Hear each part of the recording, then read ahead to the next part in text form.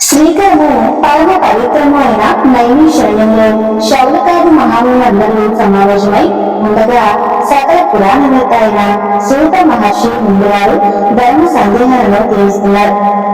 అప్పుడు మునులు అడిగిన మీదట సూతుడు పరమేశ్వరుడు పార్వతికి తన శరీరంలో అర్ధభాగాన్ని ఇవ్వడానికి కారణమైనటువంటి వ్రతాన్ని గురించి ఈ విధంగా చెప్పారు. ఓ మహాములారా, ఈ సర్వలోక సృష్టికర్త అయినటువంటి భగవంతుడు శ్రీ సదాశివులకు నమస్కారములు. స్త్రీలకు సర్వ సౌభాగ్యాన్ని, భర్త యొక్క గౌరవ అనురాగాలను, సర్వ సంపదలను ఇచ్చే కేదారేశ్వర వ్రతం అని మహావ్రతాన్ని మీకు వినిపిస్తారు.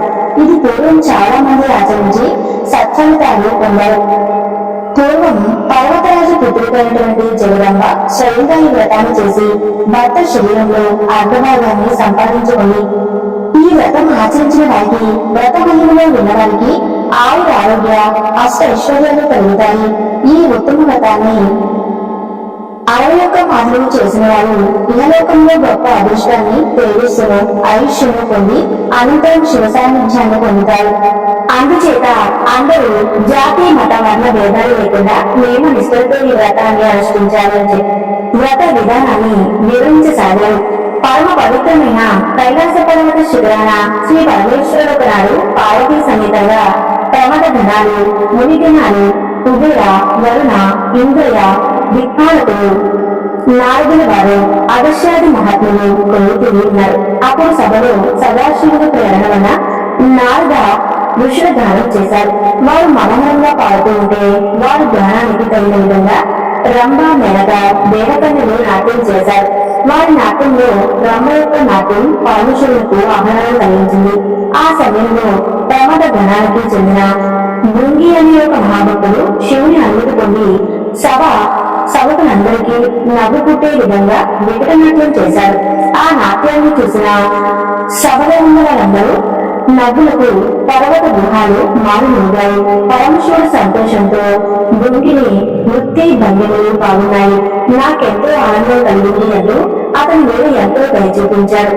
తన వికట నాట్యంతో అందరూ మనల్ని పొందిన భృంగికి పార్వతీదేవిని విడిచి పరమేశ్వరులకు మాత్రం ప్రదక్షిణ నమస్కారాలు చేశారు. అతడు అలా చేసినందుకు పార్వతీదేవి ముఖం చిన్నబోతుంది. వెంటనే పరమేశ్వరుడితో, నాదా, ఇతడు మీ ఒకరికి మాత్రమే ప్రదక్షిణలు నమస్కారాలు చేసి ఊరుకున్నాడేమిటి అని ప్రశ్నించింది. అప్పుడు సదాశివుడు మందహాసం చేస్తూ, దేవి, జ్ఞానం కోరేవారు నన్ను ఆరాధిస్తారు, కానీ వారికి నీతో పడలేదు, అందుకే భూమి అలా చేశారు. నువ్వు దీన్ని అవమానంగా భావించకు అని చెప్పారు. అయితే అతని మాటలకు జగన్మాత సంతృప్తి పడలేదు. శివునితో పాటు తనకు కూడా ప్రాముఖ్యత సంపాదించుకోవాలని దృఢ నిశ్చయం చేసుకుంది. ఎలా జరుగుతుంది అని ఆలోచించి ఏదైనా పూజ కానీ వ్రతాన్ని కానీ చేయాలనుకుంది. తాను శక్తి స్వరూపిణి కాబట్టి సర్వశక్తులను ఆకర్షించుకుంది. దంపతులిద్దరూ ఒకరినొకరు దూరంగా ఉంటున్నారు. దేవతలందరూ ఆమెను ప్రార్థించారు, కానీ ఆమె శాంతించలేదు. సరికాదా కైలాసాన్ని నుంచి భూలోకానికి వచ్చేసింది. పరమ పవిత్రమైనటువంటి భారతదేశంలో దక్షిణ భాగంలో, అంటే వింధ్య పర్వతాలకు దక్షిణంగా అఖండ గోదావరి తీరంలో గౌతమ మహర్షి ఆశ్రమం ఉంది. అప్పుడు ఆ సమయంలో ఆశ్రమంలో గౌతముడు లేడు. సముదాలు, దర్పలు, పండ్లు మొదటి వాటిని తెచ్చుకోవడానికి సమీపంలోని అడవికి వెళ్ళారు. పార్వతీదేవి వచ్చి ఆశ్రమంలో కూర్చుంది. గౌతముడు వచ్చి తన ఆశ్రమం అంతా తేజవంతంగా ప్రకాశవంతంగా ఉన్నందుకు ఆశ్చర్యపడిపోతూ లోనికి వచ్చి గౌరీదేవిని చూశాడు. వెంటనే అతిథి మర్యాదలను చేసి ఆమె రావడానికి గల కారణాన్ని అడిగారు.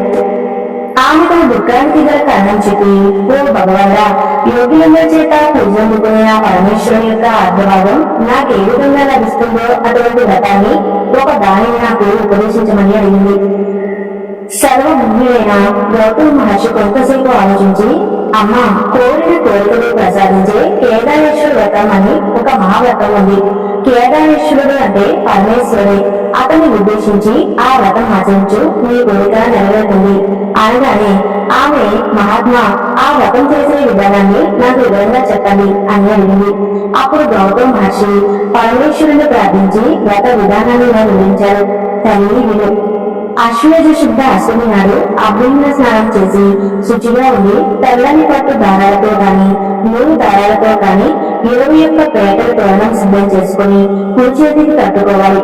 ఆ ఆనాడు ఉపవాసం ఉండాలి. వ్రతం చేసే ముందు ఇంటిలో ఈశాన్య భాగంలో శుచిగా ముగ్గులు పెట్టి ఒక కొత్త వస్త్రం పంచి దాని మీద యథాశక్తిగా ధాన్యం కానీ బియ్యం కానీ పోసి దానిలో మధ్యగా ఒక పూర్ణ కలశం నింపి దానిలో శక్తి కొద్ది వెండి కానీ బంగారు రత్నాలు కానీ వేసి దాన్ని గంధ పుష్పాక్షితలతో అలంకరించి ఆ కలశం మీద ఒక కొబ్బరికాయను ఉంచి దాని మీద తెల్ల పట్టు బట్టలను చుట్టి ఆ కలశంలో శ్రీ ఉమా కేదారేశ్వర స్వామిని ప్రతిష్ఠించి పూజించాలి. గోధుమ పిండితో చేసి ఆవు నీటితో వేయించిన 21 పువ్వులను, పాలు, పెరుగు, నెయ్యి, తేనెను, పాయసాన్ని, రకరకాల పళ్ళను స్వామివారికి నివేదించాలి. తాంబూలం విరాజనం, మంత్ర పుష్పాలు, ప్రదక్షిణ నమస్కారాలు భక్తి శ్రద్ధలతో సమర్పించాలి. పూజ చేయించిన బ్రాహ్మణునికి ముందుగా దక్ష తాంబూలంలో సమర్పించాలి. పూజ అనంతరం 21 మంది బ్రాహ్మణులకు పిలిచి వారి కాలు కడిగి దక్ష తాంబూలను సమర్పించాలి. వారికి భోజనాలు పెట్టాలి. ఉపవాసాలు చేయగలిగితే వరుసగా 21 రోజులు చేస్తే చాలా మంచిది. ఈ విధంగా వ్రతం చేస్తే కేదారేశ్వరుడు నీ ఎదుట ప్రత్యక్షమవుతాడు. నీవు కోరిన వరాన్ని ప్రసాదిస్తాడు. అమ్మా, ఈ వ్రతం చేసి అదిష్ట వరాన్ని పొందు అని ఉపదేశించారు గౌతముడు. గౌతమ ముని చెప్పిన విధంగా పార్వతీదేవి కేదారేశ్వర వ్రతాన్ని భక్తి శ్రద్ధతో 21 రోజులు వరుసగా ఆచరించింది. 21వ నాడు వ్రతం సమాప్తి చేయబోయే సమయంలో పరమేశ్వరుడు ప్రత్యక్షమై నీకేం వరం కావాలో కోరుకోమన్నాడు. అప్పుడు పార్వతీదేవి, పరమేశ్వర, ప్రకృతి పురుషులమైన మనం ఇద్దరం వేరువేరుగా ఉండటం సమంజసం కాదు. అందుచేత మీ శరీరంలో అర్ధభాగాన్ని నాకు ప్రసాదించండి. అప్పుడు నన్ను మీ నుంచి ఎవరు వేరుచేయరు. నన్ను మీ నుంచి వేరు చేయడం ఎవరికైనా కాదు అని కోరింది. శంకరుడు సంతోషించి ఆ వరాన్ని అనుగ్రహిస్తాడు. దేవి ఆనాటి నుంచి నేను అర్ధనారీశ్వరుడు అనే పేరుతో పిలువబడతాడు. నిన్ను నన్ను ఎవరు వేరుగా చూస్తారో వారికి సర్వేశ్వర్యాలు నశిస్తాయి. అంతేకాదు ఈ వ్రతం ఆచరించిన వారందరికీ కోరిన కోరికలు తీరతాయి అంటూ పార్వతీదేవిని తన వామభాగంలో చేర్చుకున్నారు. గౌతమ మహర్షి కృతజ్ఞతలు చెప్పి అర్ధనారీశ్వరుడు సంతోషంతో కైలాసానికి చేరుకున్నారు. శివభక్తులైన చిత్రాన్ని వదిలి గంధర్వుడు ఈ వ్రతాన్ని ప్రచారం చేయాలని ససంకల్పంతో నందీశ్వరుని అనుగ్రహం పొంది ఉజ్జయిని నగరం చేరుకుని దేశపు రాజు అయినటువంటి వజ్రవంతునికి ఈ వ్రతమైనను విధి విధానాన్ని చెప్పి అతని చేత ఈ వ్రతం చేయించారు. వ్రత ప్రభావం వల్ల రాజు చక్రవర్తి అయినాడు. తన రాజ్యంలోని ప్రజలందరూ ఈ వ్రతాన్ని చేసి సర్వకార్యాపి సిద్ధిని పొందమని చాటించారు. అందరూ ఈ వ్రతం ఆచరించి ఈశ్వరుని అనుగ్రహం వల్ల సంపన్నులయ్యారు. ఆ నగరంలో పేద కొమ్ముడు ఉన్నాడు. అతనికి 2 కుమార్తెలు. వారి వ్రతం చేస్తాము అనుమతించమని తండ్రిని అడిగారు. అతడు నేను పేదవాడిని కనుక వ్రతం ఖర్చులు భరించని అన్నాడు. ఆ పనులు అన్ని తానే సమకూర్చుకుంటామని అనుమతిస్తే చాలని తండ్రిని కోరారు. ఆయన అనుమతించారు. వారిద్దరూ ఒక మర్రి చెట్టు కింద కూర్చొని వ్రతం చేయటం ప్రారంభించారు. ఏ వస్తువు కావాలంటే అది చేతులకు వచ్చింది. అదే ఆ పరమేశ్వరుని దయ అనుకుంటూ వ్రతం పూర్తి చేశారు.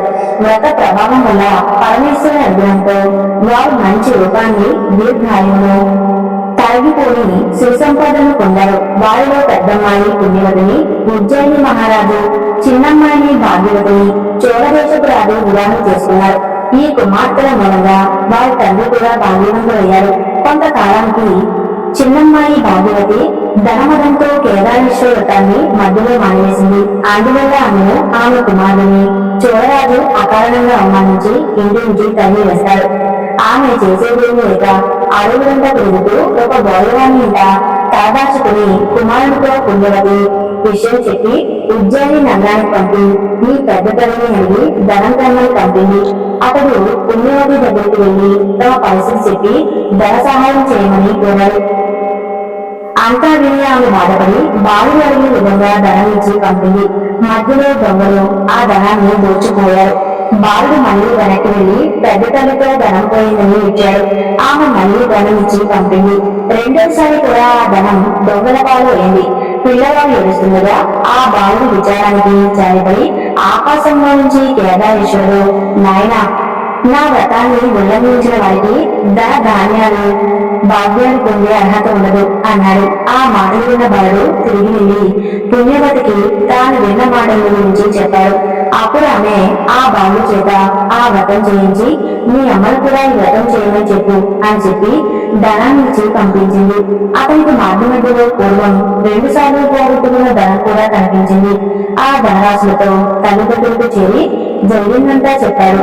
భాగ్యవతి తన తప్పుదాన్ని గుర్తించి కేదారేశ్వరుడికి క్షమాపణ చెప్పుకొని ఆ వ్రతాన్ని అనుష్ఠించింది. కేదారేశ్వరుని అనుగ్రహం వలన తిరిగి తన భర్త యొక్క అనుగ్రహాన్ని పొంది సుఖంగా కాలం గడిపింది.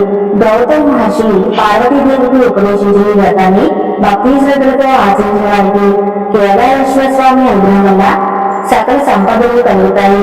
ఇది స్కంద పురాణంలోని కేదారేశ్వర వ్రత మహత్యం. ఈ వీడియో మీకు నచ్చితే తప్పకుండా లైక్ చేసి ఓం నమః శివాయ అని కామెంట్ చేయండి.